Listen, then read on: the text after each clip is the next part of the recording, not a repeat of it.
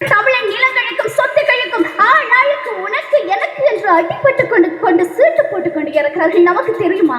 தெரியாது.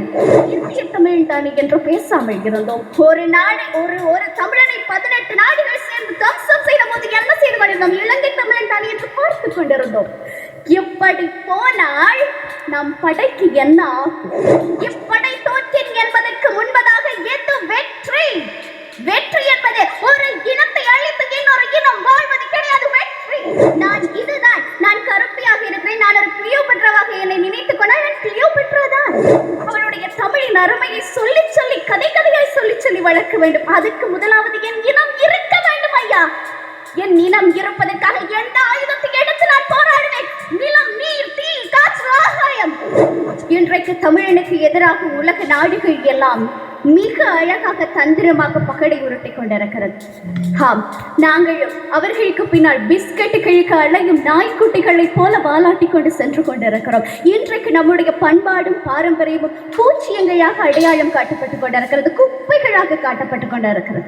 அப்படியானால் எதற்காக இந்த குப்பை பண்பாட்டின் ஆலயங்களையும் கட்டடங்களையும் சுற்றி உங்களுடைய ஐரோப்பிய அமெரிக்க ஆய்வு என்கிற பேரிலே கழுகுகள் சுற்றி வட்டமடிக்க வேண்டும்? எங்களுடைய மரதக்களையும் இசைக்களையும் ஆய்வு செய்வதற்காக எதற்காக நீங்கள் கோடியாக செலவு செய்ய வேண்டும்? எங்களுடைய யோகக்கடையை கோடி ரூபாய் செலவில் எதற்காக நீங்கள் ஆய்வு செய்ய வேண்டும்? அதையும் தாண்டி எங்களுடைய மூலிகை காடுகளுக்குள்ளே எதற்காக ரகசியமாக உங்களுடைய உலங்கு வானூர்திகள் உலாவ வேண்டும்? ஏதோ இருக்கிறது என்பதனால் தானே எங்களை சுற்றி வருகிறீர்கள். இன்றைக்கு எப்படி இயேசு சிலுவைக்கு ஒப்புக் கொடுக்கப்படுகிற போது அவருடைய மேலாடை எனக்கு, உள்ளாடை எனக்கு என்று ஆளாளுக்கு சீட்டு போட்டுக் கொண்டார்கள். அதை போல இன்றைக்கு தமிழன் நிலங்களுக்கும் சொத்துக்களுக்கும் ஆளாளுக்கு உனக்கு எனக்கு என்று அடிபட்டு கொண்டு சீட்டு போட்டுக் கொண்டு இருக்கிறார்கள். நமக்கு தெரியுமா? தெரியாது. தோற்க போகிறோமா? எப்படி போர் செய்ய போகிறோம்? எது வெற்றி? இப்படை தோற்றின் என்பதற்கு முன்பதாக எது வெற்றி? வெற்றி என்பது ஒரு இனத்தை அழித்து இன்னொரு இனம் வாழ்வது கிடையாது. வெற்றி என்பது எந்த இனம் தன்னுடைய இருப்பை பாதுகாத்துக் கொள்கிறதோ அதற்கு பெயர் தான் வெற்றி. நம்முடைய இருப்பை பாதுகாத்துக் கொள்ள என்ன செய்ய போகிறோம்? இன்னொரு யுத்தம் செய்ய போகிறோமா? 30 ஆண்டுகள் படை வளர்த்தோம், ஒரே நாளில் தாரை வார்த்து கொடுத்தோம். வீட்டுக்கு ஒரு வீரனுக்கு அனுப்பி இன்றைக்கு அனுப்புவதற்கு எங்களிடம் எதுவும் கிடையாது, இழப்பு எதுவும் கிடையாது. இந்த நேரத்தில் எந்த ஆயுதத்தை ஏந்தி இந்த படையை பாதுகாக்க போகிறோம்? நமக்குள்ளே 1000 பிரிவுகள், ஜாதி சண்டை, மத சண்டை, அந்த சண்டை, இந்த சண்டை. தேயிலை தோட்டங்களுக்கு கீழே தமிழன் செத்து விழுகிற போது இந்திய தமிழ் தானே என்று பேசாமல் இருந்தோம். ஒரு நாடு ஒரு தமிழனை 18 நாடுகள் சேர்ந்து தம்சம் செய்த போது என்ன செய்து கொண்டிருந்தோம்? இலங்கை தமிழன் தானே என்று பார்த்துக் கொண்டிருந்தோம். இப்படி போனால் நம் படைக்கு என்ன ஆகும்? எனக்கு ஒரு ஆசை இருக்கிறது, நான் ஒரு மரத்தமிழச்சி, எனக்கு ஒரு ஆசை இருக்கிறது. எதிர்காலத்தில் எனக்கு ஒரு குழந்தை பிறக்க வேண்டும். அவளுக்கு அவளுடைய தமிழின் அருமையை சொல்லி கதையாய் சொல்லி வளர்க்க வேண்டும். அதுக்கு முதலாவது என் இனம் இருக்க வேண்டும் ஐயா. என் இனம் இருப்பதற்காக எந்த ஆயுதத்தை எடுத்து நான் போராடுவேன். நிலம், நீர், தீ, காற்று, ஆகாயம், பஞ்சபூதங்களையும் முகவரிகளாக சொன்ன இனம் எங்களுடைய இனம். அந்த ஆயுதத்தை கையில எடுப்போம். இயற்கையை பாதுகாப்பதுதான் ஒரு இனத்தை பாதுகாப்பதா? இறுதியில் ஒன்றை சொல்லிக்கொள்ள விரும்புகிறேன். புலி பதுங்குவது எல்லாம் பயந்து விட்டது என்று அர்த்தம் கிடையாது. நன்றி, வணக்கம். ரொம்ப உணர்ச்சி வசப்பட்டு ரொம்ப அழகா மண் வாசனையோடு பேசுனீங்க. வாழ்த்துக்கள்.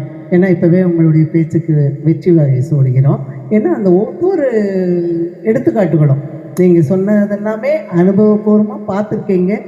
எதிர்காலத்துலேயும் எப்படி அதை கொண்டு செலுத்துவீங்கிறதுக்கு ஒரு முத்தாய்ப்பாக ஒரு என்னுடைய குழந்தைக்கு என்ன சொல்லி தருவேன்னு சொன்னீங்க பாருங்கள். அந்த உணர்வு தான் வேணும்னு நாங்கள் எதிர்பார்க்குறோம். நல்ல உணர்வுக்கு பாராட்டுகள். உங்களுக்கு ஒரு கேள்விமா. இப்போ யானையின் பலம் எதிலே? தும்பிக்கையிலே. மனிதனுடைய பலம் எதிலே? நம்பிக்கையிலேன்னு சொல்லுவோம் இல்லைங்களா? உங்கள்கிட்ட அந்த நம்பிக்கை நிறையா இருக்குது. இந்த மனிதனுடைய பலம் நம்பிக்கையில் இருந்தால் எந்த பகை உணர்வும் வந்தால் கூட நம்ம எதிர்த்து போராடலாம், இனத்தை காக்கலாம்னு சொன்னீங்க இல்லையா? இப்படை தோற்கின் எப்படை வெல்லும் அப்படின்னு கேள்விப்பட்டிருக்கீங்க. மனிதனுடைய பலம் நம்பிக்கையை வைத்து இதை எப்படி கொண்டு போவீங்க வெற்றி அடைய? நான் எதுவாக எதை நினைக்கிறேனோ நான் அதுவாக ஆகிறேன்.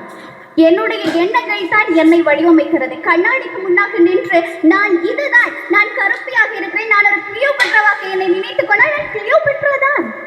அப்படித்தான் ஆகுறேன். அதைத்தான் சொல்கிறேன். என் நிலத்திற்கு ஆண்டாண்டு காலம் தொட்டு ஒரு மரம் இருக்கிறது. ஆண்ட பரம்பரை நாங்கள் என்றும் மாண்ட பரம்பரை கிடையாது என்ற ஒரு நம்பிக்கை எங்களுக்குள் இருக்கிறது. அந்த நம்பிக்கை எங்களுக்கு சோறு போடும். விழுகிற போதெல்லாம் தூக்கி தூக்கி அந்த நம்பிக்கை நிறுத்தும். நான் இந்த இடத்திலே ஒன்றை நம்புகிறேன். இன்றைக்கு நடக்கிற மேலைத்திய நாகரிகத்திலே மேலைத்தியம் நிறைய விடயங்களை கற்றுக் கொடுக்கும், வளர்ச்சியினுடைய உச்சத்திலே கொண்டு போய் நிறுத்தும். ஆனால் ஒரு நாள் ஒரு கேள்வி வரும். இந்த எல்லாமே தலைகீழாய் மாறும். இதை யார் சரிப்படுத்த போகிறார் என்ற கேள்வி வரும். எங்கிருந்தான் என்று தெரியாது, என்ன செய்தான் என்று தெரியாது. ஆனால் அந்த இடத்திலே ஒருவன் எழுப்பி நிற்பான்.